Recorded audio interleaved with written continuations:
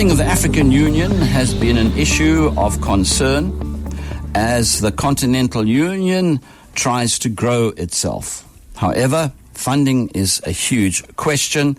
It's reliant upon external funding, and what that does, it clips the wings of the AU in terms of development.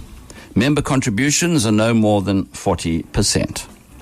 Online is Dr. Paul Kariuki, Executive Director of the Democracy Development Program at the University of KZN and convener at the African Policy Circle. Dr. Kariuki, welcome. Thank you so much for having me on the show, and good afternoon to your listeners. This is quite a burning question. I know that the United Nations has also had similar problems in that there are some nation states that don't pay their monies towards the United Nations, but the African Union seems to be in the same boat, and it's quite startling to see that member states, if they pay, it only equals plus minus 40, or in fact 40% of member states don't pay their yearly contributions, which leaves a huge hole in funding, doesn't it? It does, Shafiq, and that's one of the challenges that really impedes this organization's capacity to do its work and realize its vision. And of course, we host this kind of a question because now we have a new leadership that has just been inaugurated a couple of weeks ago. And I think the first place to begin with is to look at the coffers and measure what the coffers versus the vision that the new leadership has projected.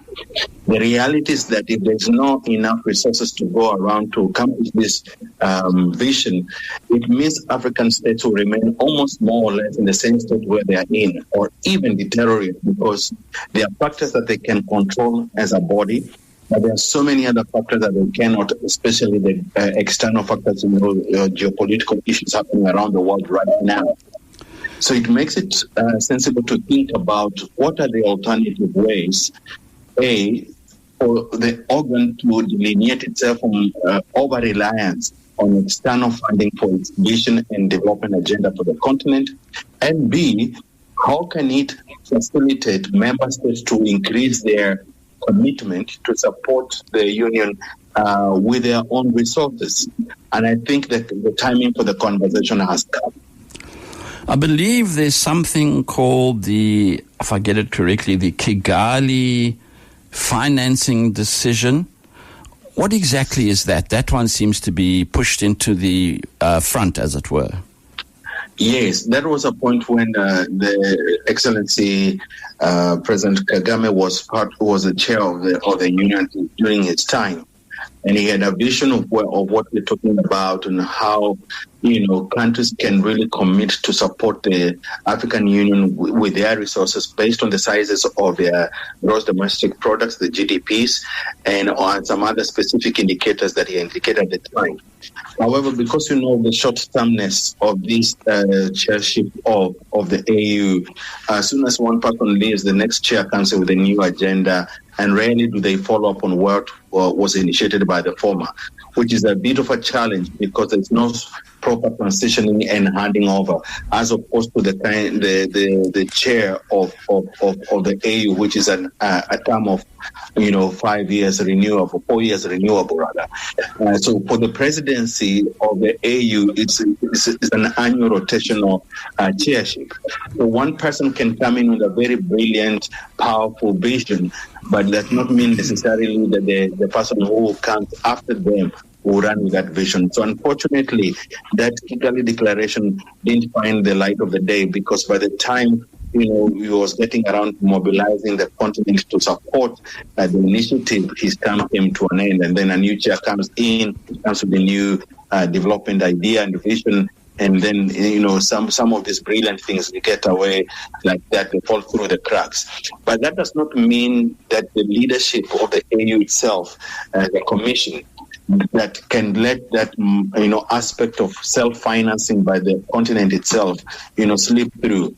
If we are going to have sustainable development on the continent and create what the African Union Commission itself says, the Africa we want, African member states must play a significant role in creating that Africa that we want for the sake of African population.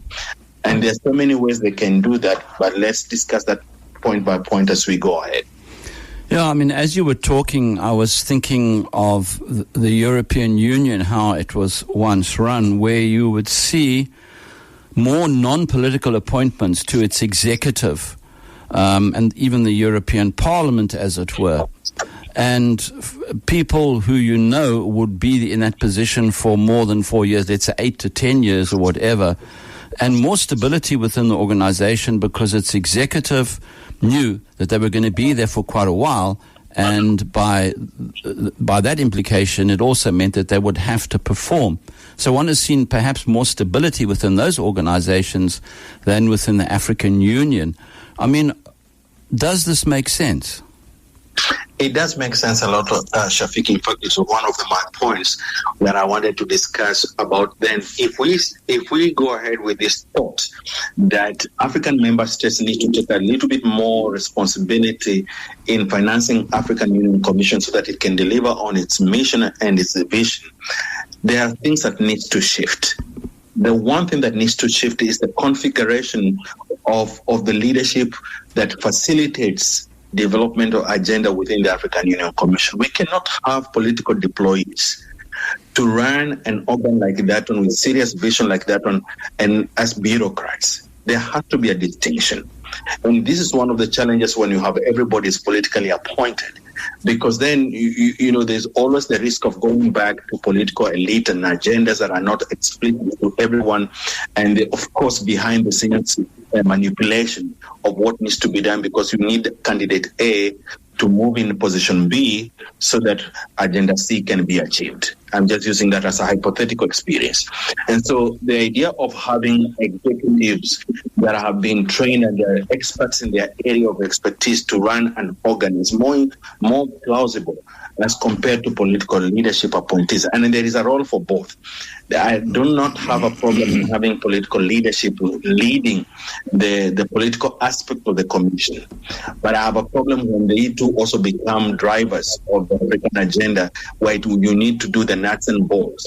That needs to be left to executives to understand their work and be given the room, independent room, to make good decisions that they see fit based on how they would like to translate the vision of the political leadership. Somebody has to do something, but not everybody can do everything and still achieve the goals that we want, because we know from experiences that these positions become very competitive, and sometimes not just because of the merit, but it's because of the other political factors that are at play for the appointment. So that's the first thing that needs to shift. The second thing that I think, in my view, needs to shift, of course, is to make these mandatory contributions enforceable. Countries must commit. And once they commit, that commitment has been in writing and pursued to its logical sense, which means money must move from the treasury of country A into this collective fund, for, if we put it that way, within the African Union Commission, managed by the African Union Commission for its vision.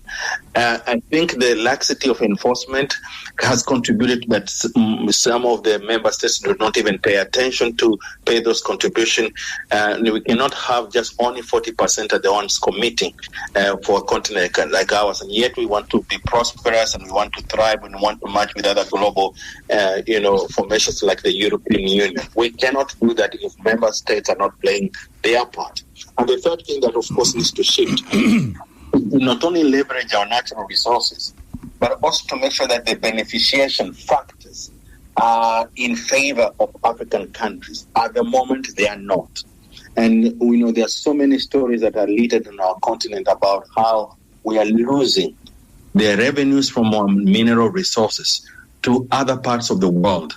And our people are left impoverished in their communities, and of course creating a lot of resentment and unhappiness that is stimulating, all kinds of protests. And even now, it has escalated to conflicts like what we are experiencing right now in the eastern of Democratic Republic of Congo. So if we have the capacity as a continent, that's my argument, to be able to create enough revenues to support our own development, and even a commission like AU, without overly relying on external actors to help us interpret our own agenda. This dream of Africa we want cannot happen when we are not on the driving seat in terms of resources and their allocation. And so I think if our continental leadership, and especially in this case, the African Union Commission, can support leveraging of natural resources to be led by African countries, not from external actors, we can have sufficient resources to mobilize African innovation. However, I'm not oblivious to the fact that one of the areas that has really attracted a lot of commotion on our continent is the mineral resources, because we are rich with them as a continent. What we are not reaching is the wisdom to navigate and negotiate in our favor. And I don't think we do not have it. It's that the right people who are supposed to be negotiating and be given the necessary political will to do that are not given the chance to do so. I almost think that the African Union should not be headed by in-service politicians, that we should perhaps have something called a Council of Elders. It can have former leaders on it, but they would have to no longer be active. But include on the Council of Elders your academics, your intellectuals. For example, Professor Mahmoud Mamdani, I think he comes from Uganda, a very intellectual and bright voice within Africa. I'm just using that as an anecdotal example. That maybe something like that, make the Council of African Elders a figurehead type body, but with the power to think and to project a far more positive image. I mean, what do you think of us going down that road? That could be a useful thought there, Shafiq, because there is some advantages of the Council of Elders.